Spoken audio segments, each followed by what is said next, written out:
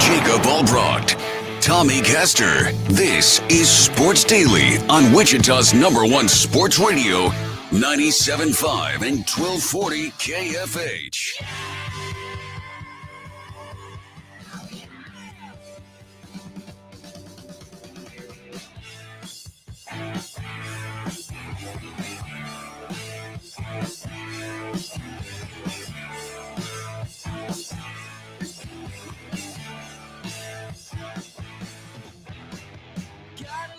Town, got another apartment.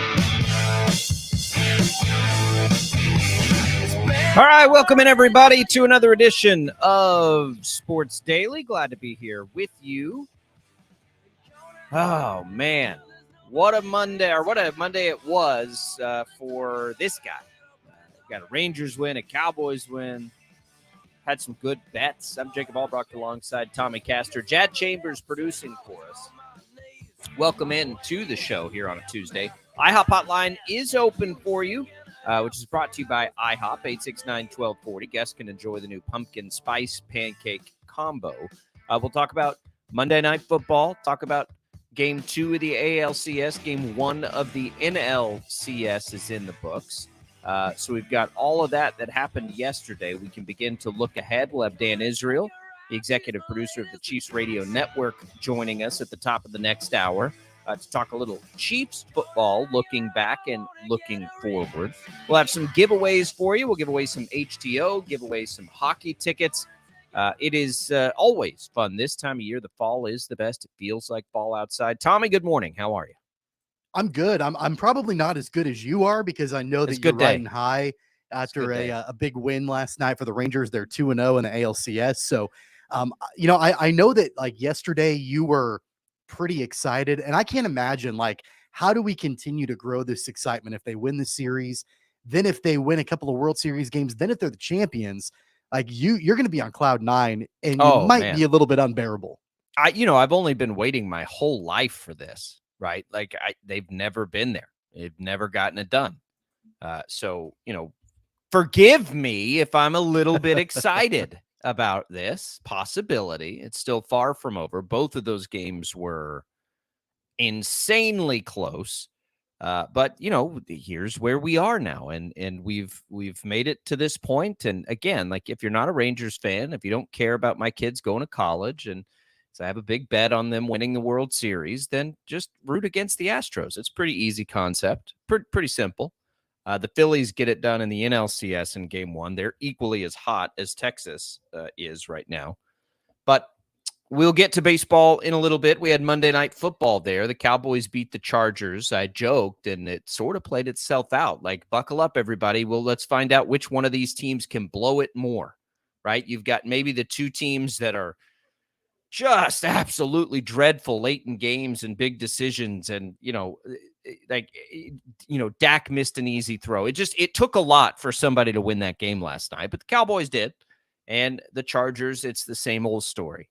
And it's raw. And here's what I want to start with today, Tommy. It's wash, rinse, and repeat for Brandon Staley stands to get up and defend his ridiculous decision-making in games because the analytics say so. And I just we went through this with baseball, and it's far less now that they've, gotten baseball back to the way it was intended to be played. But in football, can we stop pretending like the nerd community knows more about coaching than actual, football players and coaches, right? Like, what are we doing here? No, that's not a good decision to go for it on fourth down every single time, Brandon Staley. You can tie the game. In a low-scoring, mistake-riddled game, you can tie the game. Tie the dang game. Like, it's not necessary to take that risk at that point. I'm all for learning and evaluating through analytics what the best decisions are and, how to comprehend possible score outcomes later. But you've got a chance to tie the game against an offense that's struggling, and you have Justin Herbert as your quarterback. I mean, Tommy, Andy Reid, one of the best who's ever done it, who has the best quarterback in football, kicks that field goal. Why? because he knows that it's going to give Herbert a chance. Mahomes a chance to go win the game. Like you take all of this. And here's the other bottom line part of this equation. If it was so effective, Brandon Staley wouldn't be like, we wouldn't all be sitting here scratching our heads wondering how he still has a job. It's not, a computer doesn't play football. Football players play football and football coaches coach football. And yes, using analytics is very, very smart. And yes, with as many mistakes as we see end of game, having somebody studying that stuff that says, you know what, coach, the book said go for it here. Okay, great. I was on the fence. Let's do it. But sometimes you got to just like watch the game happening and realize that these are humans with human error playing this game of football. It's not a computer playing football. You don't get to just run the equation 50 times and know that 30 out of this 50 times this happens or this. No, you've actually got to play, and you've actually got to be watching the game and understand momentum. And, our line just ran up and down the field, or their defensive line had a chance to catch its breath, or maybe they didn't have a chance to catch its breath. And like all these things that you have to observe with football that don't happen in a computer. Give me a break. Like, stop defending Brandon Staley. He's terrible. He's terrible at in-game decision-making. One of the worst we've ever seen. The computers love him. And he shouldn't have a job right now. Look, even despite those issues, the Chargers still had a chance to go win the game at the very end. And Justin Herbert threw an interception to Stephon Gilmore that sealed the game. And then Micah Parsons had a big sack on Herbert as well. So even despite those issues, Herbert still got the ball with the chance to drive down the field and win the game for the Chargers at the end. And he wasn't able to do so. Credit to the Cowboys defense, but also that's something that, even despite potential coaching errors, if you are a top tier quarterback in the National Football League, you have to be able to drive down the field and score to win the game. If you are wanting to be considered as one of the elite quarterbacks at the position in the league, despite what your head coach does, despite him deciding to go for it on 4th and 1 inside the opponent's 10, you had a chance to win the game at the end, and you didn't get it done. That's on Justin Herbert. Now, again, Brandon Staley deserves everything he's probably going to get. But, man, like, you've got, like, think of all the greats of all time. I'm thinking of Tom Brady and even Mahomes and others, for example, that they thrive on, give me the ball with a minute or two left down. Let me drive down the field for a game-winning score. And Herbert couldn't get it done. And that's something that I think the Chargers have to take a good look at. I'm not saying that Justin Herbert is not extremely talented. The guy's a great athlete. He's built incredible. The one thing that Herbert does not have and has not done in the course of his career is lead the Chargers in big, crucial moments like that to get them over the hump. He just hasn't gotten it done. I'm so glad you brought this up, Tommy, because there's this narrative going around that Justin Herbert is exactly what you said he is. Over his career, Tommy, how many game-winning drives do you think Patrick Mahomes has led? 10? 15. Okay. Over his shorter career, how many game-winning drives do you think Justin Herbert has led? 4. 14. Okay. One less. So here is this thing that keeps brought up. How many of them are in, extremely high leverage situations that I'm not talking about. No, I'm talking about like, to go to the playoffs or to win a playoff game or to go to the Super Bowl. I don't know. I mean, he took him to the playoffs last year. My point with Herbert is he continuously is put in a position to fail by his coaches. He has had back-to-back 2 of the absolute worst in-game managing coaches I have ever seen. Consistently doing things to help their teams lose. Never doing things to help their team win. This is what I mean. And I've heard a lot of chatter like this about Justin Herbert. So Justin Herbert has played, was it 3 less seasons than Mahomes? Yeah. And has 1 fewer game-winning drive. Well, what does that tell you? A, that he has to lead way more game-winning drives, right? Why is that? Because either his defense can't hold a lead or his coach does something stupid to let the other team back in it. Like, there's opportunity involved in that. But over just that many years, since 2020, he's led 14 game-winning drives. Like Joe Burrow, who started around from 2020 to 23, has half of that many, 7. But what I'm saying is Herbert is great. What I'm saying is that, and I understand that Herbert has the skill set, the look, all of that. And I'm not saying that he's not clutch. I mean, clearly he's led some game-winning drives. But you did just say that, though. What I'm saying is that I think even despite the issues that Brandon Staley clearly has as the head coach of this team, at least in the game last night, Herbert had a chance to still have a game-winning drive, right? And didn't get it done. Oh, and right. Yeah. That's despite the issues that Brandon Staley had in game. And he was doing a great job until Micah Parsons came unblocked and just smoked him up the middle. Right? Like, is that Herbert's fault? Maybe he should have made it. I'm not saying it's not. Don't misunderstand. Maybe he should have made a read at the line that he didn't make. Here's the other thing. He did not play amazing last night. He missed throws. Right. Don't get me wrong. Here's the other thing about Brandon Staley that I want to bring up. And before I say this, I want to be very clear. I'm not a Brandon Staley fan. It's laughable to me, some of the decisions that he makes. I did read an article yesterday before the game, mind you, and I'm pretty sure it was written by a Brandon Staley apologist. I'm guessing, but it was all analytics based, and it talked about how Brandon Staley, more than any other coach in the NFL, improves his team's chances to score points throughout the course of an entire game based on the decisions that he makes on fourth down, like how aggressive he is on fourth down.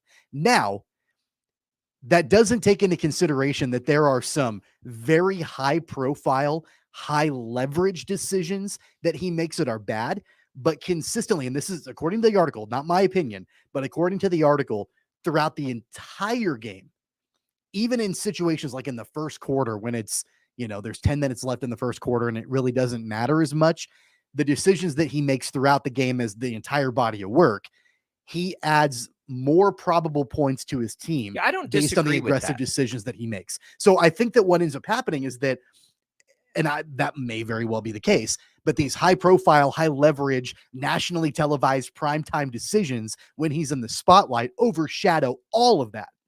It does, because there's no nuance involved in the decision making, right? And look, there's a part of it too that is like, here's what else a computer doesn't predict: play call, right?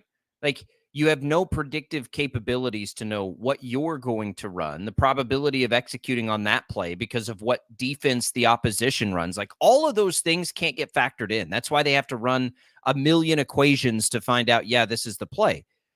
But in a high leverage situation, sometimes it's not necessary to take that risk. Sometimes the right thing to do is maybe the lower probability, but far lower risk play, because the nuance of last night's game is that Dak Prescott wasn't playing very well, right? And your defense was probably playing its best game of the season. So the nuance in the game is, let's tie this game and then let's get the ball back to Herbert. Because if we don't convert here, two things are going to happen. No matter what happens, Justin Herbert and your offense is going to have the chance, unless your defense lets Dallas score a touchdown, is going to have the chance to go down and have a game-winning drive or a game-tying drive, right? If you kick that field goal and tie the game, you guarantee it that your team is going to have a chance with a possession there to at least tie it, right? But if you miss and Dallas scores a touchdown, you're down 2 possessions. You have no chance at that point. Kick the field goal, right? You tie the game, Dallas goes down and scores a touchdown, and you're in the exact same situation. Herbert's got to go lead you on a drive to score a touchdown, right?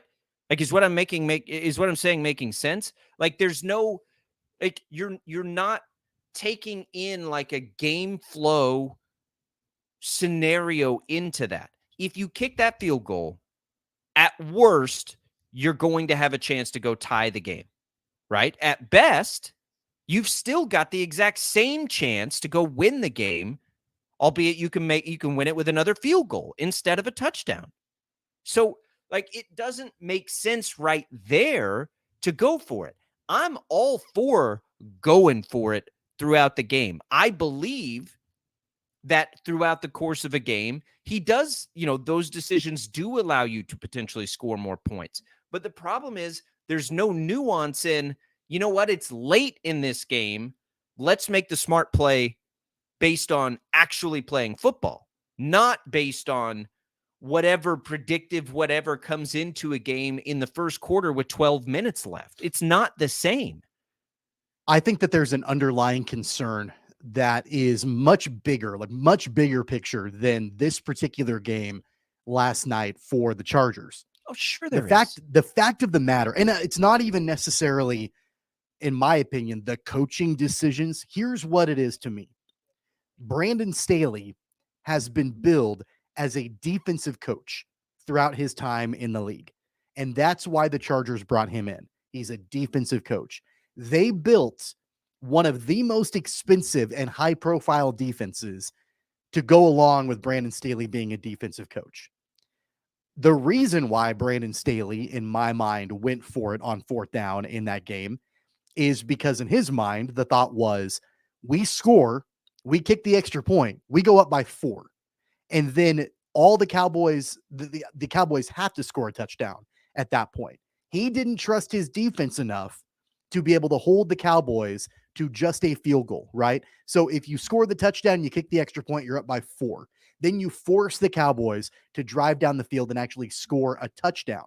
That defense that Brandon Staley has, that they built, and the fact that he's a defensive coach does not work. And I know the defense played better last night than it has basically throughout the entire season, but that's the bigger, I think, overarching issue with the Chargers right now, is that I think that the decision to go for it on fourth down was absolutely influenced by Brandon Staley's lack of trust in his defense. That's a big time issue considering he's a defensive coach. It's one of the biggest issues, but you've got this coach who isn't coaching the defense well, who's been given plenty of talent, by the way, also making these decisions, and they're just not the right decisions. And I don't care what a computer says. Okay, let me give you an example. And this is a coach I love, by the way. Ron Rivera. Nobody, 5-6 years ago before this craze, analytics would have loved Ron Rivera, right? He goes for it all the time. Riverboat Ron. Back then it was Riverboat Ron, like he's gambling. It's not the analytics play. Is Ron Rivera anywhere in the ballpark of consideration for best coach in the NFL? No. Who are the coaches that are, right? What do you think Mike Tomlin's doing in that situation? What do you think Andy Reid, Mike Vrabel, Bill Belichick, Pete Carroll, what do you think those guys are doing in that situation? You mean Andy Reid, who lined up for a fake field goal a week ago on 4th and 1? Andy Reid will gamble. Andy Reid will absolutely gamble. He will gamble, but in that spot, at that game clock, he and Mahomes would have been in a fight. They're kicking that damn field goal because it's the right thing to do. And then also, don't you think that taking it a step further, that Andy Reid has more trust in Patrick Mahomes to go down and win the game, in the final drive, than what Brandon Staley probably has in Justin I hope Herbert? that Brandon Staley has that in Herbert, because he makes him do it all the time, right? Like Herbert is almost every game he plays in, the Chargers are in this situation, which is why he has so many game-winning drives over his career, right? Like if you've watched the Chargers, they don't just win games. It's almost like if Herbert doesn't lead a game-winning drive, then they've lost, and that doesn't make sense. Every game it comes down to. So you just, at some point, you don't have to play that way, right? At some point, you can learn how to get up on a team and beat them, and consistently, and never, taking points or doing some of these things it just, and field goals are very different to me than punting, right? Punting, unless you're backed way up in your own territory, I'm in on that trend, right? Punting doesn't, especially when your defense isn't very good, like theirs isn't. But leaving points on the field when they're clearly going to factor into the outcome of the game directly late in the game, just it does not make sense. On top of that, too, Austin Eckler did not have a good night running the football at all. And so you've got 4th and 1. They were playing one of the best defenses in football. For sure. But inside the 10, 4th and 1, you're playing a pretty stout run defense in the Cowboys. In a more ideal situation, you give the ball to one of the best running backs in the league in Austin Eckler.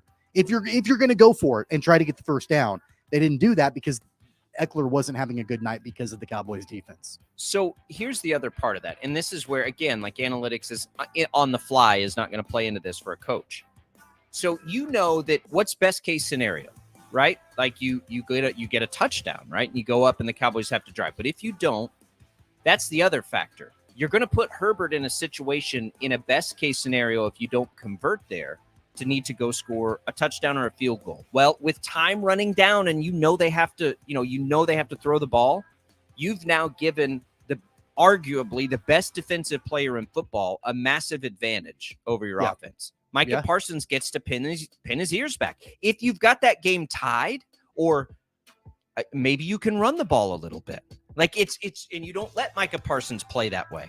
But you score. Let's just say you score. If you're the Chargers, you go up by 4. Is Dak Prescott really leading the Cowboys down the field for a game-winning drive? Because at that point, he'd have to get into the end zone. I don't know. I don't know if I've got that much trust in Dak. He kind of did anyway. He did lead his team down the field and get the points to win the game. But it just watch football. Like, watch some of the greatest coaches that have ever done it. Even the aggressive ones, even the ones that embrace this philosophy. They're 10 out of 10 kicking that field goal in that spot. And it's not like this is one time with Brandon Staley. He's famously done that 3 times in the red zone in one game to lose. Like, at some point, like, evolve, learn. Yeah, we get it. Cool, dude. You got a beard and you're into computers. Neat. Now learn how to actually win a football game late, because you never do, right? They never win these games. My poor wife, the Chargers fan. I mean, it's rough. All right, 869-1240. Cowboys do get the win. Does that have a ripple effect on anything? Did they bounce back? Are you confident there? We can talk about that. We've got a little baseball. Dan Israel, executive producer of the Chiefs Radio Network, joining us off the top of the next hour. It's all coming for you here on Sports Daily.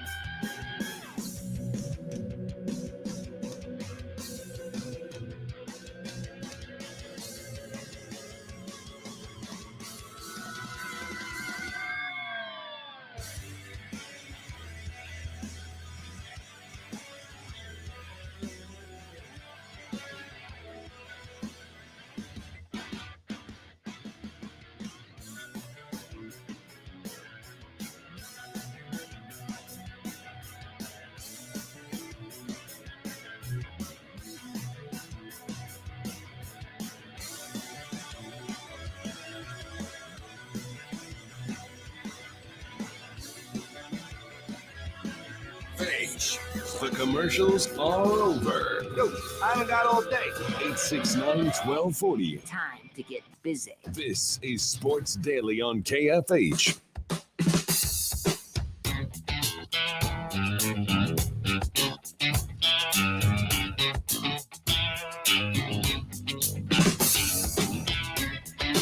All right, welcome back in, everybody. Sports Daily.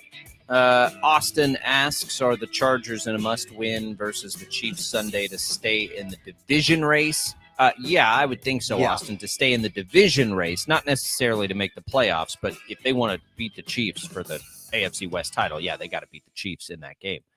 Jacob Albracht, Tommy Castor here. Welcome back into Sports Daily. You can leave us your comments. Hey, JoJo watching. JoJo, good to see you, JoJo. Haven't seen him in a while. I love that dude. Yeah, me too.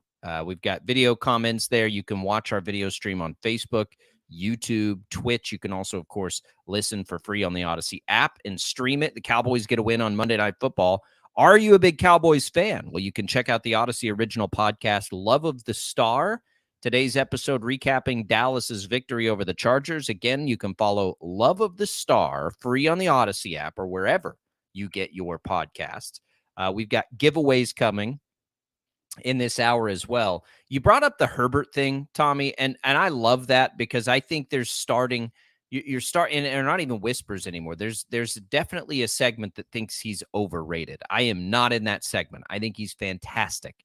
He did miss some throws last night, but it just like, the numbers are there. The clutch factor is there. All of these things for me are there. And so I wonder like where you would place him if I told you could have a quarterback, current age considered, you can your pick of the litter, where he would fall into that list for you. For me, it would go Mahomes. It would go probably Burrow, probably Josh Allen, maybe Josh Allen. Herbert's right there. So Herbert for me would either be 3A or 3B in that exercise that we just went through. I'm curious about Brock Purdy. I think he is done a fantastic job. I think there's a little more system involved there, but we'll see. He's got time and everything else. But I'm going 3A or 3B. I'm taking him over Trevor Lawrence. I'm taking him over Lamar Jackson. I'm taking him over Purdy, Tua. Who else would be on that list for some people? Justin Fields. I'm taking him over Jalen Hurts, who hasn't been good this year. So where does Herbert stand for you? He's right outside the top 5. I don't have him as high as you do. I've got probably Mahomes number 1. Probably Joe Burrow, number 2. Jalen Hurts, 3. Probably Tua, 4. Josh Allen, 5. Those are probably my top 5. And you can kind of rearrange the order of that a little bit. I would say in that top 5. Those are just in the top 5 for me. And then I would put Herbert after that. I mean, I probably put Herbert 6 or 7. I think that Trevor Lawrence is comparable. I think that Lamar Jackson is comparable. The reason why, Herbert's got all of the attributes. He's got the skill set. He's got the look. He's got the athleticism. He's got all of that. The one thing he hasn't done is lead his team to a ton of success. And I know there are so many other issues with the Chargers than just the play of Justin Herbert. I get all of that. I understand that that's the argument. The best quarterbacks overcome all of that, though, right? And so that's not something that Herbert has been able to do. They've gone to the playoffs, yes, but they've not gone deep in the playoffs with Justin Herbert.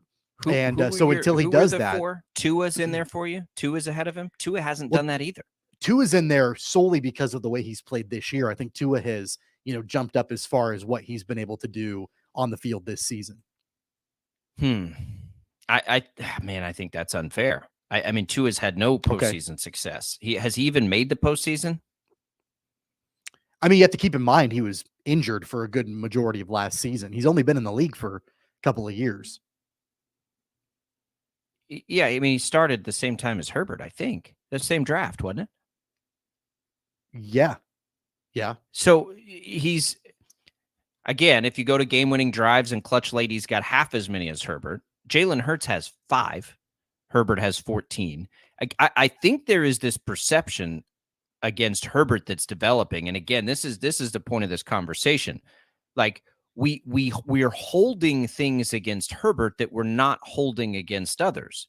Tua has played. Let me just pull up how many games Tua's played. He's thrown 1,275 passes over his career. Oh, Herbert. They've played almost the exact same amount of stuff, other than other than Tua's concussion issue last year. They're right on the same track, and he hasn't done anything in the postseason. I mean, here's the thing about Herbert also is that his stats are, they're good. They're inflated a little bit because of the amount of time that he has to throw the ball. I mean, he throws the ball a ton.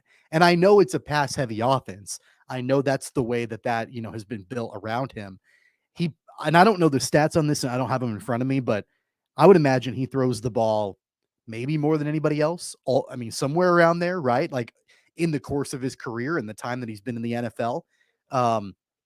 So he throws the ball a lot. So the yardage stats and the touchdown stats and all of that, they're going to be inflated a little bit. It doesn't mean he's not a good quarterback. And I think that's the thing, right? Like, I'm not at all suggesting he's not a good quarterback. He absolutely is. There's a reason why he's in the spot that he is right now. I've got a lot of respect for him and what he's done. I just don't think that he's an elite quarterback yet. I think the elite quarterbacks are the ones that win championships or at least get to that point. So are you calling Tua an elite quarterback? The only reason I put Tua in that top 5 was because he's played out of his mind so far this season. He's one of the rare quarterbacks in the NFL that has consistently done really well. He's got great weapons, obviously, but he's consistently played really well this season. So I put him right, like maybe number 5 right now. It doesn't mean that I think that Herbert is not good. I absolutely do. And doesn't durability factor into that? Herbert played a playoff game with broken ribs, right? And blew a large lead, right? Didn't he, against the Jags? They did. They collectively did. They sure did. Sure. Yes, Tua didn't get to the playoffs. So here's a couple of numbers on Tua and putting Tua ahead of him. Herbert has almost twice as many yards, and I know that that's not everything, but they're both in high octane offenses. Justin Herbert has 37 interceptions over his career. Tua has 28, right? So 9 more for Herbert. Justin Herbert has 40 more touchdowns. So 40 more touchdowns, 9 How more many more interceptions. games has Herbert played than Tua has? I've got to pull that. Hang on. Let me go. I know they've been in the league about the same amount of time, but Tua's missed a bunch of games. 54, 12 more games. Yeah. 12 more. But again, durability matters, I think. How many seasons has Tua missed games? It's really just and that's the thing. Tua's missed games every single year. Like, availability is an issue. He's and I don't think that's quite fair 9, 12, and 13 games. I don't think that it's quite fair to stack up right now what Tua's done over his overall body of work until Mike McDaniel came into the picture. Like, that offense was unlocked. And of course, acquiring Tyreek Hill, bringing in Jalen Waddle, all of that, like that. I mean, that plays into it also. But we just talked about how Brandon Staley's like the worst coach in the history of football, but we're not giving Herbert the credit for playing for Anthony Lynn and Brandon Staley. Sure. What kind of offensive minds have been in there? Like, you're trying to bait me into saying that I don't think Justin Herbert's a good quarterback. I'm not trying to bait you into anything. What I'm trying to say is the things that get held against Herbert right now are not getting held against his peers, is what I'm saying. The only thing that I'm holding against Justin Herbert is that he hasn't been able to win in the playoffs as of this point in his career. But is that totally on him? No. That's not. I understand that. I understand that. But you said you put Tua in ahead of him, and Tua can't even get to the playoffs. I think that he's got a pretty good chance to make it this season, doesn't he? Well, sure he does. Yeah. He's an MVP candidate this season, isn't he? Sure he is. Yes. Is Justin Herbert was an MVP candidate last year? Is he an MVP candidate this year? Probably not. As of right now, probably not. The Chargers are 2-4. The Chargers have got to figure something out, or they won't make the playoffs at all this season. And the Dolphins are one of the best teams in the AFC. Trying to look up MVP odds and see where they have Herbert. Herbert was one of the darlings before the season. Yeah, I'm not going to be able to pull that up off the top of my head. Look, my point with Herbert is we're holding him to this unreasonable standard that we don't hold others to. You talked about clutch at the end of games, and I told you that he's got more game-winning drives than Patrick Mahomes in 3 fewer seasons. When you were talking about your power ranking, the reason that you put Herbert above Jalen Hurts in your ranking, and you said it yourself, was because Hurts isn't playing well this year.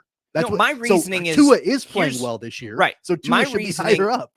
My reasoning is that I think he's a better quarterback. Like, my eyes tell me this guy's better. That's my reasoning. And so, yeah, there are all of these factors that play into it. And when I watch two guys play quarterback, I think Justin Herbert's better at it than Jalen Hurts. I think he's better at it than Tua. I think he's better at it than everybody, probably other than Mahomes and Burrow, and Josh Allen's right there with him. That's what my eyes tell me. And I think that sometimes we like, by the standards we're trying to lay out to Justin Herbert, Dan Marino wouldn't even be in the top 50 players, right? Because they never got it done. They couldn't get it done. But we all know that in reality, Dan Marino is probably one of the 5 most gifted quarterbacks we've ever seen. Sure. Right? That's what's happening to Herbert. And he's only been in the league now. He's going on to his 4th year. That's it. He's got better stats than Mahomes did through those years on a much worse team. Right? Like, with much worse coaching, like not even in the same stratosphere. Anthony Lynn and Brandon Staley. I mean, that's the problem I think that Herbert is running into. Like, the Chargers' ridiculousness as an organization is bleeding into the perception of Herbert.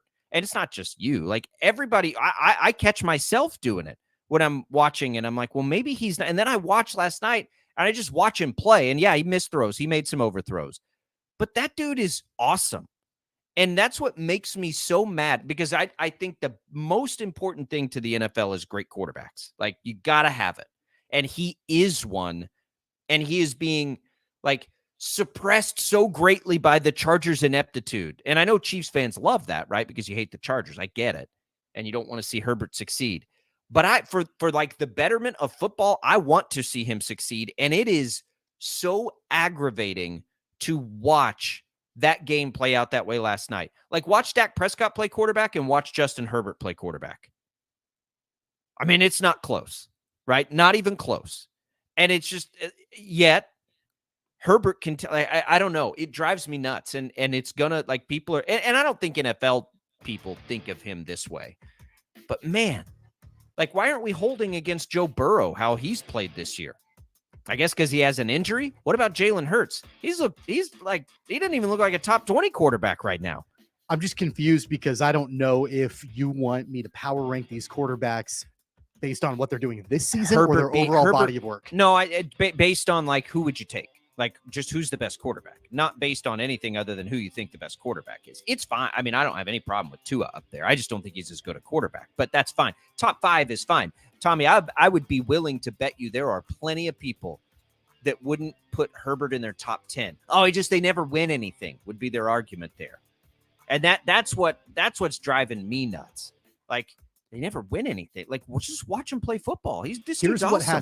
Here's what has to happen for Justin Herbert moving forward. And you mentioned this, and I agree with you. I think that there's the potential on the table with this, that if he doesn't win the big one, or if he at least doesn't take his team deep into the playoffs, he might be the next Dan Marino.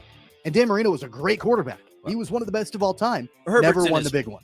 Herbert's in his 4th year. We got to pump the brakes on that too. This dude's still really, really young. Like, he's got lots of time, but it ain't going to happen with Brandon Staley as his coach. I can guarantee you that. 4 years very quickly turns into 8 years, very quickly turns into 12 years. And then all of a sudden your career is done.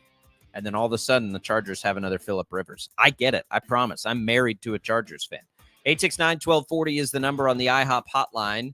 Give us a call. What do you think about Herbert or the Chargers or his coach going for it instead of taking the very obvious field goal?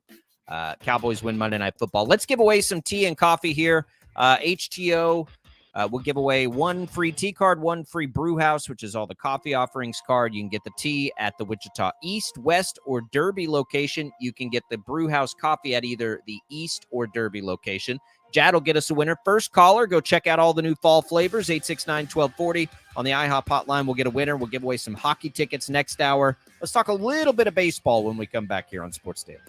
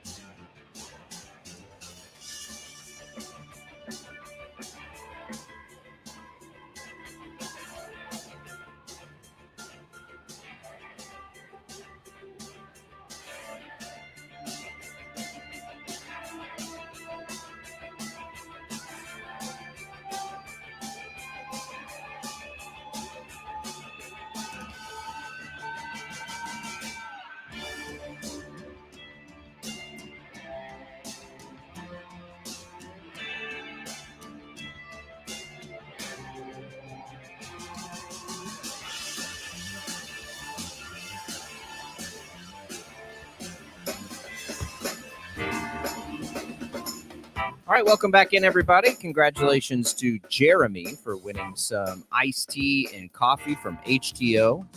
All kinds of new fall stuff there for you, Wichita East, West, and in Derby. We'll give away some hockey tickets next hour. Coming up top of the hour, we will have Dan Israel, executive producer of the Chiefs Radio Network. All right, Tommy. Major League Baseball, we are well underway here in both the American and National League, and the two teams that were the hot teams coming in, although the Diamondbacks were as hot as everybody too. But the Phillies get a win last night. The Rangers get a win yesterday afternoon. I don't know how much people are paying attention to the Rangers-Astros series, but those games have been white-knuckle, butt-puckering type games, Tommy, from start to finish, both of them. Stressful. And that's a bad environment at work. Like when I'm screaming out loud, you can't walk Tucker there. Like, and it's, I don't know what time it was, 5:15 in the afternoon, and everyone's looking at me like, what are you talking about? It's intense. I love playoff baseball, and we're getting, it looks like good series here both ways. Yeah, definitely. And I watched just a little bit of the Phillies Diamondbacks last night. I can't do it. I have such a hard time because I don't like the Phillies. And yeah. I especially don't like it when they play in Philadelphia. And it's great because the Philly fans are so passionate and it's loud and raucous and all of that. And Schwarber hits a home run at the very first pitch of the game, and Bryce Harper hits a home run on his birthday, and yada, yada, yada. I can't do it. I watched like a little bit of it. I'm like, I got to turn this off. So I want to ask you a couple of strategic questions in the minutes we have here. The Rangers are going Scherzer game 3. I think that was a smart decision by the Rangers. They're in an absolute best case scenario to throw him in game 3 up 2 games to nothing because they can give him the shortest leash possible as he's coming back from injury. There's a pitching decision in the other series that I thought was interesting. And, the obvious play is to throw your ace in game 1. But when Wheeler's going like he is and you're the Diamondbacks, do you give any thought to going Zach Gallen in game 2 instead of game 1? I think you have to. Yeah. Well, no, I mean, you throw him out there against Wheeler in game 1 and he's your ace and Wheeler beats him. And now It just feels so daunting for the Diamondbacks. And I think we've seen it over time, but I just wonder, like, you're sitting there and you're like, you know what? Let's throw Gallen game 2, give ourselves a chance to split on the road, and we'll just see if we'll just take our shots against Wheeler. But it's almost like they wasted their ace, right? It doesn't look like right now anybody's going to beat Wheeler. I mean, he's on one of those tears. But I thought that was interesting yesterday. I didn't watch a whole lot of that game because I was watching Monday Night Football. But, man, it looks like we're going to have 2 great series. And I'm not going to make it, and I'm going to have a heart attack before we get to the end of it. In the American League Series anyway. All right, Dan Israel will come up. Chiefs, big weekend coming for them. We'll look back at the win, way back when, right? It's been a while, and then we'll look ahead as well. Chiefs Talk next on Sports Daily.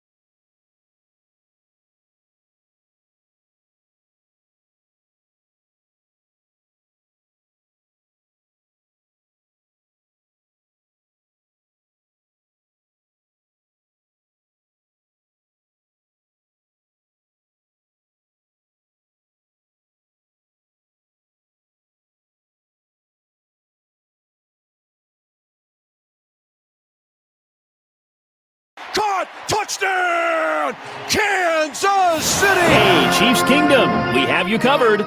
Joining Sports Daily Live, executive producer of the Chiefs Radio Network, Dan Israel. All right, welcome in, everybody. Welcome back to Sports Daily. Hour number 2, Dan Israel joins us here on the program. And Dan, tell us a little bit about the long week. That's got to be nice, right? Like you get a nice little 10-day vacation in between games coming out of that win over Denver. Yeah, so that's what people do on Saturday and Sunday, huh? That's pretty interesting. Yeah, Yeah, it was pretty nice, right? Just sit back, watch the teams you want, watch a little red zone, throw it in there, watch my Rangers kick tail in the ALCS. Yeah, it's great in the fall. This is what the fall is, Dan. It's been a while for the Chiefs since they've played, but what does that do for you? What does that do for them to get the long break in between? Kind of sucks on the front end, but it's got to be nice on the back end. Yeah, it's interesting when the NFL kind of established a regular weekly Thursday night game. Of course, it started to affect every team every year, and at first the players were really against it because it's just so hard to turn. So many players say their bodies don't even begin to they don't stop feeling sore from Sunday's game till Friday, and you've got to play on Thursday. So they're literally going back to work and playing a game when they're still sore from the previous game. And so they really resisted it at first until they all figured out that they get the weekend off. And then it was, I love Thursday night games, man. Let's go. And so you end up with Travis going out on a date with Taylor Swift in New York. That kind of thing can't happen normally in a standard NFL week. So yeah, I think all the players kind of get out of town, or they go do something. They spend time with family. They just enjoy the weekend off. I know I do, so I'm sure they feel the same way. But it does kind of present, for people who are very used to routines, it breaks them of that routine, and it is a little awkward, and I'm sure they feel a little bit lost at times. Dan, it's a little interesting going back to the Thursday night game, how really the script was flipped a little bit, right? Going into the game, the thought was that Denver's defense was terrible. The offense was actually playing decently well. It was the other way around with the Broncos on Thursday night. The offense really struggled with Russell Wilson, but the defense kind of showed up and played better than they had for the remainder of the early this season. What did you take away with the way the Broncos played? Well, I've always felt like Denver is talented on defense. They just, for whatever reason, have been underperforming, spectacularly underperforming. It really has been they're statistically so bad on defense. So I think it wasn't a surprise to me that the defense finally started to play better for the Denver Broncos. I also think that when you're talking about teams that, they just want that streak to end. And I think when you're talking about a football team, the offense is very planned and organized. The defense simply reacts. And when you've got an intensity that you combine with that reaction, you're able to play at a higher level than maybe if you have a game plan that isn't quite working. So I think you had a game unfold in a way where you had a defense in the Denver Broncos that just really wanted to break that streak. So they played above what they had been playing. And then you have on the offensive side for the Denver Broncos, you got to see another week how the Chiefs defense is a true shutdown defense. I think they really struggled with Spagnuolo's disguises, and Russell Wilson's not a rookie. He's played a lot of games. And so if you can fool a quarterback like that, I just think that, it's a combination of trying to fool and then playing with the physicality that the Chiefs defense is playing right now. It's very tough to compete. Dan, so the offense put up yards, but did not put up points. The red zone there, where are you with this offense? It's certainly not up to its own standard. Mahomes has not been his typical self. Do you see it there for them? Is the end game, is the future of this season individually bright enough that you still have optimism, or do you think this is a team that, is going to need to win this year based on defense and some other things? I do think they've got to continue to improve. They're not the defense, as much as Denver is talented on defense, the Kansas City Chiefs on offense are ridiculous, and they should be playing at a much higher level. But I also feel like they're trying to spread this ball around. They're trying to throw to different receivers. They're trying to run with different backs. And sometimes it makes it hard to get into a rhythm. I thought you saw flashes of Rashee Rice, what he can do. And I do believe he's going to continue to get better. He seems to be eliminating the mistakes. And man, when he gets the ball, he has that kind of Tyreek Hill explosive speed. Maybe not quite Tyreek, but he can take off and just flat out run cornerbacks. And that's a good thing. I'm not sure we have enough receivers that can do that. still feel like I'm a little disappointed in MVS. I don't feel like he's performing. Sky Moore, I don't feel like he's performing. I hated seeing Justin Watson go down. I think he's probably going to be out a few weeks with this dislocated elbow, because I felt like he and Mahomes were starting to kind of connect. And every week they seem to be at least connecting on one big play that in a game. And so they're going to be absent that. Guys are going to have to step up. I think Rashee Rice, I think they want to see more from all the young guys. But I still think there's a lot better play ahead of us than we're doing right now. So whatever that is, whether that's Mahomes getting rid of the ball faster, him running the football isn't necessarily the option that I want. I'd like to see him get rid of the football quicker. I'd like to see the running game continue that kind of hard-nosed, bruising running. I felt like last week they just got too cute when they got in the red zone. And for whatever reason, that's not the time to do that. And so I felt like they kind of shot themselves in the foot in the red zone. If they eliminate that, if they get better in the red zone, I think you'll start to see the Kansas City Chiefs kind of break out of that. But, guys, ultimately, it's nice to see the defense can keep them in a game, right? So, Dan, I've seen this thought kind of floated around social media, and there have been some articles about it, especially now that Justin Watson, it looks like, is going down, for maybe a few weeks. And you mentioned how disappointed you are with that news, and I'm the same way. Do you think that increases the likelihood? And maybe we talked about it last week, but do you think that increases the likelihood of Brett Veach and Andy Reid potentially looking at an option before the trade deadline at wide receiver? I think Brett Veach, he's just one of those guys that he could have all the best talent in the world. He'd still be scouring that list. So I don't know if it increases it or not, but it certainly probably is going to make it easier for Brett to go out to leave his office and go down to Coach Reid's office and say, Coach, I want to do this. So ultimately, yes, but I think Veach is just always in that mindset, man. How can we get more talent? He could literally have the top 5 receivers in the league on his team, and he'd be looking for a 6th. Yeah, I don't know what's out there. Are you okay? Let's talk about Rashee Rice. He looks like the guy. Dan Israel, executive producer, Chiefs Radio Network, joining us. Is Rice the guy? Like, we've been waiting for somebody to step up. And if he is, which I think most of us think he is, how quickly can they elevate his role to the point of what they need in this offense? I think he is. I certainly think he is talent-wise. We saw that at training camp, that this kid is athletic, man. And, you see him do things athletically the other guys just maybe can't do at all or aren't doing, but most likely can't do. So I think it was a matter of bringing him along in a way that he didn't, collapse, where you put so much pressure on him that he just gets in his head. And how guys are, they overthink things already on the offense. And so I think they've really been trying to keep him on a slow burn, but I do think they have big expectations for him.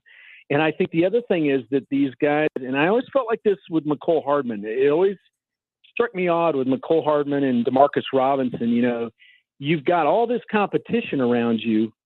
Why aren't you emerging? Why aren't you reacting to that and getting better every week? And I think McCole Hardman this year, I think he has like 1 catch for 6 yards, which is why his current team is trying to, trade him. But I feel like with Rice, they have big expectations for him. There is no doubt in my mind.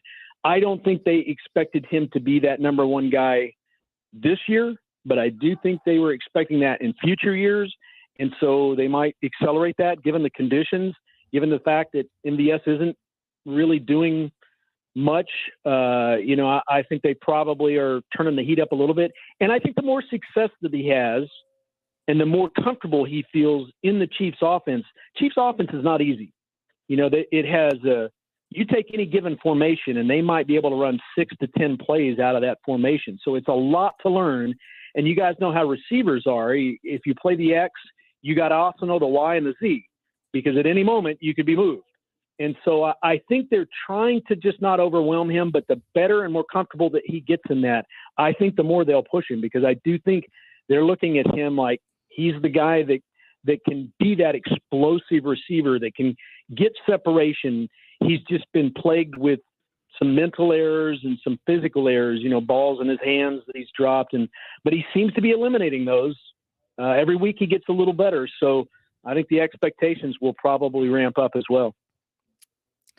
Dan, what do you take away from the way that the defense played on Thursday night? I know that they really locked down on Russell Wilson, and it's interesting because of the way that we've seen Russ play over the course of this season. Then you get the reports that the Broncos are releasing Frank Clark, and there's speculations that maybe there could be a reunion in Kansas City. And I wonder, do you think that it's even necessary at this point, and especially based off of the way the defense played on Thursday night? Well, it's certainly not necessary. I do think they'll explore it simply because Frank was a business decision based on the salary cap. And I think if Clark himself would prefer to be here, I think the Chiefs would have preferred to be here. They just couldn't figure out a way to do it economically. So if that changes, which it likely will, then I think they're certainly going to revisit it. And can you ever have enough good people? And the answer to that is no. I think with Clark in particular, the way he plays in the postseason, you have to kind of think about it. Even though we're far from the postseason at this point, he is a guy who can be a standout player, a game-changing player. He's not going to get a 3 or 4 year, 5 year contract. Those days are over. But would they explore picking him up for the rest of the year if they could? I think so. I do think that part of the Thursday night game against the Broncos is the Broncos offensive line is just ponderous. It's just not a good setup. And so you had a Chiefs defense who could be really effective. The personnel that we have could be really effective. I don't know that they're going to be able to be effective like that against the Philadelphia Eagles, against the San Francisco 49ers, But I think they'll explore it for sure. That's all Brett Veach does, is sit in his office and kind of, look at talent, look at what's on the horizon, look at, what's in the draft. I mean, he works on that 24/7, it seems like, 365. So I would expect him to take a look at that. I would expect him to take a look at Mecole Hardman, if that's a deal that can be done. I think Mecole was foolish. Personally, I think it was a foolish decision to chase the money and go on a 1 year contract. I think he should have stayed here. He was in a good system, and he could have played years the way he was playing. But I think they'll look at him. I don't know if it makes sense. I definitely don't think it's a necessity, but I do think they'll look at it. I think I agree with you about 100% on that, Dan. Dan Israel, executive producer, Chiefs Radio Network, joining us.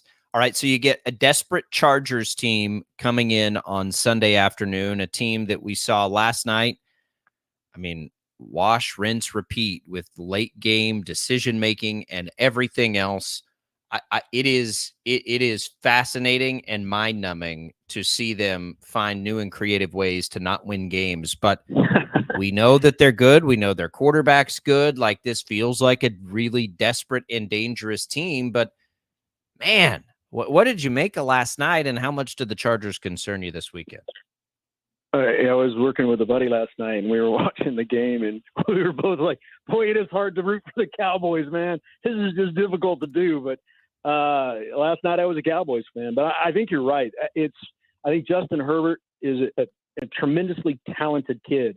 But I also think some of those decisions and when a guy feels like he has to be the man, he's got to be, he's got to make a difference in the game, and he starts to press. That's when you start making mistakes, and he seems to be plagued by them. And the Chargers are, I think they're always they seem like they're always a media favorite to win the Super Bowl. Every year we come out of training camp and people are talking about the Chargers, but they're the same old Chargers the way I see it. And I think the Chiefs have been able to handle, for the most part, Los Angeles.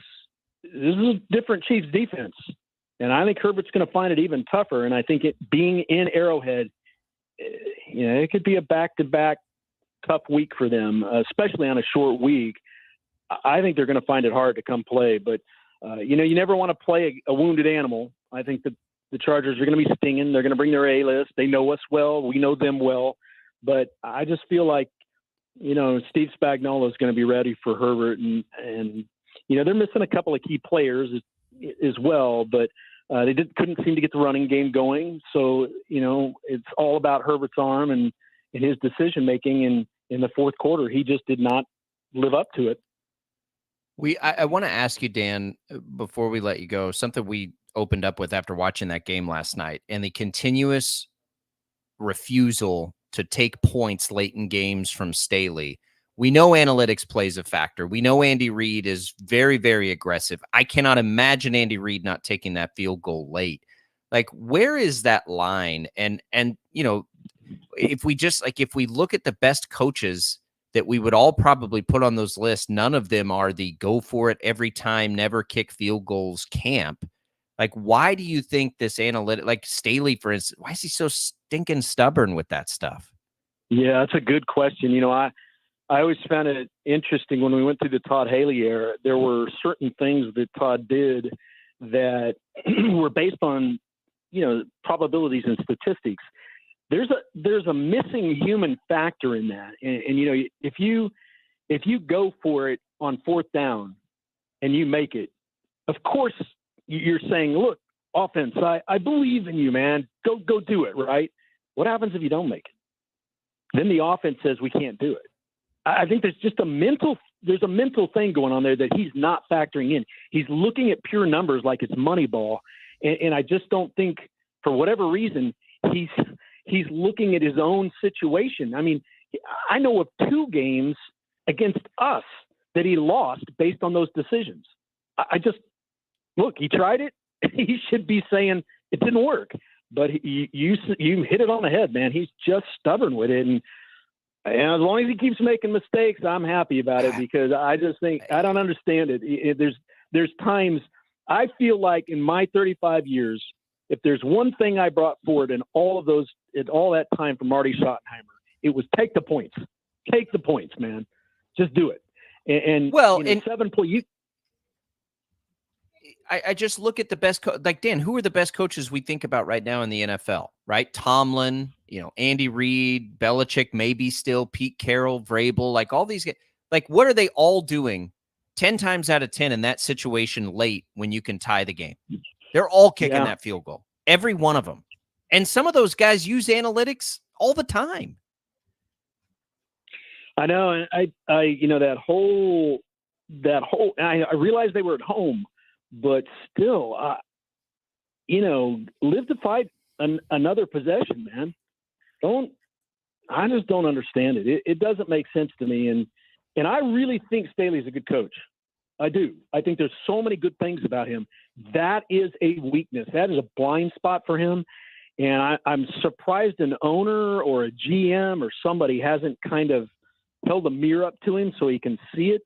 But for whatever reason, I think it's different. You look at the Philadelphia Eagles and the whole 92% on the tush push, and I feel like that's a different situation. But you look statistically at fourth downs, and especially against good defenses, man, you talk about firing up a defense. Go for it on fourth down. Chris Jones becomes superhuman. I don't think that factors into the probabilities and statistics. Does the 32-second defense lose against a fourth down effort? Probably. And that is in the numbers. But they're not playing a 32nd ranked defense. They're playing the Kansas City Chiefs, who are playing at a top 3 or 4 right now. And so, I hope he just keeps doing it, because it seems to keep biting him up time and time again. I don't remember a time when it's worked. I mean, that's how bad it's gotten. And I'm sure that it has, but I can't think of a time that it's worked out in their favor, big picture. All right, Dan, what do you guys have coming up on the broadcast on the Chiefs Radio Network this week? It's going to be kind of a normal broadcast for us this week. I don't know if we're going to have anything really outstanding. But I do think we're going to have a good broadcast setup because I love, AFC West is still the AFC West. You got to win in your division. And I think the one team that's capable of beating the Chiefs if the Chiefs don't play well is the Chargers. So we're going to take a hard look at that. I'm going to, we're going to recall the past efforts because the Chargers have come into Arrowhead and they have won before. And so we'll take a look at that. We'll have a good pregame and get everybody ready for what should be an exciting Sunday afternoon game. All right, Dan Israel, executive producer of the Chiefs Radio Network. Kickoff at 3:25 on Sunday. You'll hear it over on KNSS, home of the Kansas City Chiefs here in Wichita. Dan, appreciate it. Enjoy the week. Enjoy the game this weekend. Same to you guys. Go Chiefs. All right, there goes Dan Israel. If you missed anything there, you can go back and listen to it for free on the Odyssey app. That'll get podcasted out. We've got, the NCAA and commissioners getting in front of Congress. That whole silly process is beginning here. So we can look at that, some of the early headlines there. Tommy, on the way out, though, let's give away some hockey tickets. Yeah, that sounds great. Friday night, opening night for the Wichita Thunder at Intrust Bank Arena. Only a couple of days away, the Kansas City Mavericks come to town for the Thunder to kick off their season. We've got a family 4-pack of tickets to the game Friday night for you right now. All right, family 4-pack, Friday night hockey there. The home opener, Wichita Thunder. Second caller during the break, 869-1240 on that IHOP hotline. Jad will get us a winner. We will come back and talk about some of this lobbying happening in Washington right now when it comes to college athletics. That's next on Sports Daily.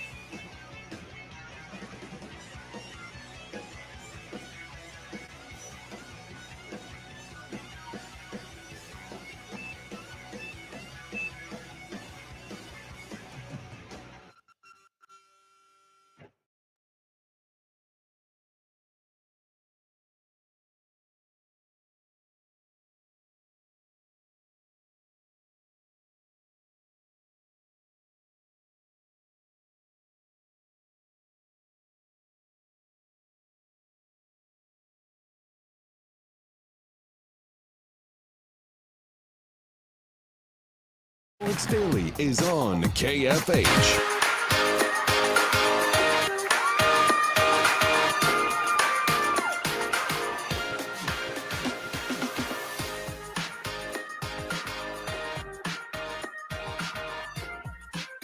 All right, welcome back. Sports Daily, KFH. Congratulations to Andre for winning. Oh, man. This congressional stuff is fascinating, Tommy. I'm trying to follow along all the people here who are just sort of like tweeting through it. There is such a disconnect, I think, with old people in Congress, what's happening. It is like the group of people who are terrified of college athletes earning here, to me is becoming, very apparent. And I'm not saying it's perfect, because obviously it's not. But you've got like the Big 10 commissioner coming out saying, we're concerned that the management of college athletics is shifting away from universities to collectives. That's definitely not true. You let it shift to TV networks. That's why everybody's really, really, really, really rich, right? No, you let the TV networks dictate this stuff. It's not the collectives dictating this stuff. That's not the money's coming in because of the TV networks. Realignment is happening because of TV networks. It has nothing to do with collectives. Now, are collectives perfect? No. And is there more power? Should the universities have more power and control? I think so, because I'd rather see it done at a local level than, the NCAA trying to do it. But let's not pretend where all this is coming from. At the core and at the heart of all this, Tommy, the reason that they're there lobbying is because athletes are getting closer and closer and closer to revenue shares and to becoming employees of the universities. And that terrifies all the people that have made lots and lots and lots of money on this. And whether that's sustainable, if that happens, again, you're talking to Congress now. And for lawmakers and the law, it shouldn't matter if that's sustainable, right? It's sustainable because you like to go to a college football game, or it's legally the right thing to do, or two very, very different things. Senior senator from the South that doesn't want to see his, Saturday habits disrupted in any way. I'm sorry. That's just the way it is. Well, and let's be really, really honest here about what this is all about. And you mentioned revenue sharing, and it goes deeper than that. I mean, if you have revenue sharing, then you have these powerful universities and the people who run these powerful universities all of a sudden having to give up some of their money to the athletes. And they want to do everything that they can to protect that, right? And so that's why they're lobbying against this. And they can throw things out there like the protection of the college athletes and the sanctity of the amateurism and all of these different buzzwords and smoke screens. It's not the truth. It's clearly a money game. What I love about this, so there's a quote while these hearings have been going on from Senator John Kennedy, who's a Republican in Louisiana. And I love this. He suggested to the NCAA that they try to get together to come up with a new system that looks like someone designed it on purpose. And then Kennedy says, and I quote, "You may regret asking Congress to intervene. All of a sudden, you're going to be micromanaged." And that's a senator saying that. Like, if you want Congress to get involved in this and intervene and put together a system, then you are going to be micromanaged to the core, and it's going to be awful. It's going to be awful for everybody. Anytime, there's that overreach from the government in that regard, it's going to be a nightmare for everybody involved if that happens. And legally speaking, your grounds are ridiculous, right? Like you're taking, they lose every court case. Now you're going to take it to lawmakers, some of which don't understand what's happening in the first place. We see this all the time, right? Regulating social media from a bunch of people who maybe know how to scroll around on Facebook. You've got to be you're asking the wrong people to look at this. And that's a great point by that senator. Right. And on the other side, and this isn't a partisan issue, which thank God it's not, because that would be a whole different mess. Right. Yeah. Blumenthal, a Democrat out of Connecticut, saying you got to avoid a race to the bottom on NIL and a bidding war among colleges that often tempt college athletes with unscrupulous deals.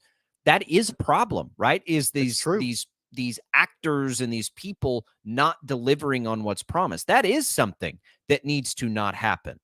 But again, is that the government that should be maintaining that, or can colleges, like, why do they need the government to step in? And look, I mentioned this last week with the IARP and the whole situation with Kansas.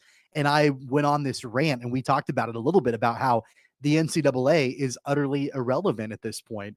If they can't come up with guardrails and they need the government to get involved, then how irrelevant are they? Right? Well, like, that's a completely different thing. You cannot, if you get the government involved in this, it will not go well for, I do not understand going to the government when you are very clearly operating in this gray area that is not legal to me. Like, it's not, like, not paying athletes for the money that they, generate for your universities. And no, it's not equitable. It's not equitable. Okay. Like, that's a part of, like, it is what it is. And people are saying, oh, well, if we go down this road, like Division II and III colleges are going to get out of the business of college sports. No, they're not. No, they're not. They're going to operate with a different set of finances. Like, that's not true at all. Like, as long as they're putting butts in the seats and selling tickets, they're going to operate because athletics funds so many different things at a university. And here's the other misconception. And I don't know if this was intentional by Lindsey Graham, a Republican, who asked the Ole Miss, collective leader, like, well, who is the most highly endorsed athlete? Because the answer to that is Olivia Dunn, a gymnast from LSU. Like, she's the highest paid athlete. It's well documented. She's made a ton of money, which she should be able to do. But, like, to pretend that there's this big evil stigma over football and basketball, like, the NIL and the ideas behind it, at its core are working. You've got a gymnast from LSU who has worked her tail off to make herself valuable to somebody, and she's capitalizing on it. That is like the foundation of everything economically in this country. What you're trying to get into, I'm gonna word this carefully because I don't want anybody to think this is a political debate. It's not. Okay. But you're getting away from, like, capitalism in college athletics and trying to move it toward socialism or communism. And that is a very dangerous road to go down, to try and create an environment of equity when things are not equitable. Okay. So are you going to try and cap earnings on gymnasts and not allow Olivia Dunn to earn what she's worth? Is that where we want to go with this?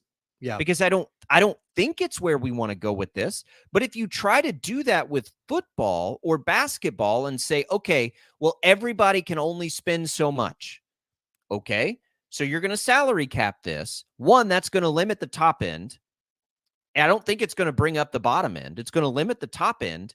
And now you're going to, okay, if you're going to bring in a salary cap, are we going to get into collective bargaining? Because if you're going to cap it, what are you going to do on the other side? Are you going to share revenues? Like, you don't get to just say, we're going to cap how much these people can earn, but we're not going to, but we're not going to, we're not going to make any contritions here. Yeah. This is why this doesn't make sense, Tommy. Right. Through NIL, which can be better regulated by the universities. I agree with that because, if there are bad actors not delivering on what's promised, that needs to stop. But if you try to cap what's earned by athletes, you're opening the door to some places that will destroy college athletics. Right now, through the NIL, you're letting other people pay your employees. You don't have to pay them with NIL. Like, what are we doing here? Right. Yeah. Like, why in the world would you want to argue against that? Because, as you just said, like, the universities don't have to be the ones to pay the players. So why in the world are you fighting against this? And here's the other thing too. For every deal that is like the Utah football deal, when all the players got leases on trucks, and that was the, huge national headlines about dozens and dozens of these brand new trucks that the players are all going to be driving. For every one of those deals, there's, and I'm probably understating this, a dozen or more of players in non-huge sports at smaller colleges that are getting a chance to be compensated for doing things like holding a camp or signing autographs or raising money for something, like to go to whatever it is, to like so you've got these like big time extremes where it's not a one size fits all situation. And so as soon as the government starts to get involved, and like they can't operate on a case by case basis. No. It would be sweeping legislation that would be huge and overreaching and, restrictive and all these things, because they have to operate with the one size fits all situation. That's not the way college athletics are. So you've got the extreme on the top end where players are making a ton of money, or they're all getting trucks, or like whatever the situation might be. But then you have really what's reality, and that is all these other players at these smaller institutions who are making a few bucks here and there actually being compensated for their time. Tommy, and I just like big old fat asterisk, like neither one of us have any interest whatsoever in a political debate. So that's not what's happening. Don't misunderstand that. But like it's where can change come and regulation come more quickly and efficiently? Local government or federal government? Like this is the warning that you're seeing. Like if the federal government, and by the way, the reason all of this is happening is because different states were setting up different laws. Right. That was created. Right. So I know everybody wants the federal, and I don't know how you solve the state issue without it. Probably by conference, right? Conferences setting these things in, I suppose. Hello, the NCAA. That's why NCAA is not capable, but they're not. That's the same issue. Well, I know, but the same reasons I think the NCAA are not capable would be the same reason it's a problem to have like overarching federal sweeping regulation, for the same reasons, because it's not a one size fits all approach. Now, but in an ideal world, you've got the governing body of college athletics. Right. Yep. And they're not capable of governing this. So why are they even in existence? Well, again, because it needs to look different than it has looked forever. They need to organize events, right? And be in compliance. There can be a compliance arm of it if it's done a little better. But again, like what is the end game that everybody can agree on? I have not personally talked to any coach who is, and again, they're not going to probably say, this is maybe not totally fair, but I haven't talked to a coach that fundamentally doesn't agree with the concept of NIL, right? Now, what's driving coaches nuts is tampering, and tampering's happening, and it is a problem. You've got, and I know direct stories of athletes before a season is over being called and reached out to about transferring out. That's happening in season right now. Like that is absolute tampering and cannot happen. There are certain parts of this where you could more easily and quickly say, okay, here's what communication with another school or a collective from another, government cannot happen until X date. If it is, there will be penalty. I've got no problem with that. I think that's a good thing, because that's also a part of what kids are being promised and underdelivered, which is the biggest issue. And that's what we talk to Kevin Saul about this all the time, because he's fairly open book on it. That's probably the biggest issue for most administrators I've talked to, is they're worried about the athletes not getting what's promised. I have no issue with schools being more directly involved in this, like absolutely none, because they can regulate some of that out. But if you're asking Congress to come in and make changes on fundamentally compensating athletes or how much they can earn, or like you can miss me with the fact that it would be, well, what would this do to Division II and Division III? Right. Like what does that even mean? The same, like, good for those kids if they can get some money, but guess what? Like Avery Johnson has more value financially than the quarterback for Emporia State. It's just reality. It is what it is. There's nothing wrong with that. It's fine. Don't like it. And I told you this is what would happen. Like they're going to try to use some of these like, oh, well, we've got these bad to try and limit what can be earned because these guys cannot figure out, and gals, that you're insane for taking any of this to any legal body or any court because the model is borderline illegal, if not straight up illegal. And if they're not willing to let other people pay the athletes, they're going to get forced to pay the athletes. And if they get forced to pay the athletes, now you can get into the doomsday scenarios because that is a big problem for colleges. Letting somebody else pay the athletes is not a problem. Like maybe you don't get some of that money from, Jack Johnson, car dealership because they're giving it to the athletes instead. But you had better be careful what you're wishing for, Charlie Baker and some of these people. Like you're crazy to me. We're marching towards collective bargaining and unionizing. That's what we're marching towards with college athletics. That's the world that, and I don't know if we're talking a year from now, 5 years from now, 10, we're marching towards that right now with the way that this is going, especially if there is federal restrictions on the amount that players can earn in college athletics. We're marching towards that. It will go through the court system. It will be messy. It will do all of that. And here's the thing. I wholeheartedly believe when Kevin Saul says that we want to protect college athletes from bad actors. I agree with him. And I believe him when he says that. I believe that nobility is there at the administrator level to protect the college athletics that are under their charge. I totally believe him. What I don't believe are presidents and chancellors and commissioners who are trying to say those same things when really you're just trying to protect the amount of revenue that you're getting from the TV networks because you don't want to share it with the players. I don't believe you when you say that. If you are a president of a college or a commissioner of a conference, you are protecting the revenue that your university and your conference is making, bottom line. How about protecting your athletes, your students? That needs to be the priority here. Like, period, full stop. Right now, somebody else is paying them for you. And you're asking the government to take a look at that. You sign a $50 million deal because your football games are valuable. Somebody else is paying the players to do that. You better be careful. And they're not being careful. They can't, whatever. I can't wait to talk to Kevin Saul about this next week. Maybe I'm off. I don't think I am. I'm pretty stern in how I feel about this particular topic. 869-1240 is the number to call. We'll come back. More Sports Daily right after this.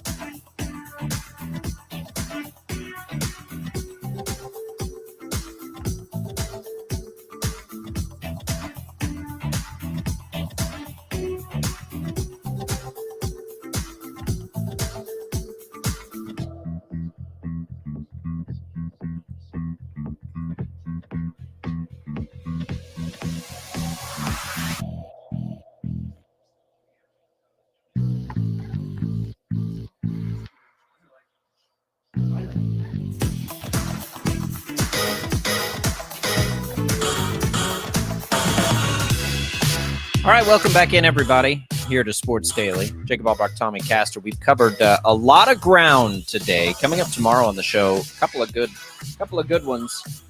Adam Hadwin, who is a pro golfer who actually now resides in Wichita. It's an interesting connection that if you didn't know about, we'll introduce you. He and his wife have a great cause and a great event coming up.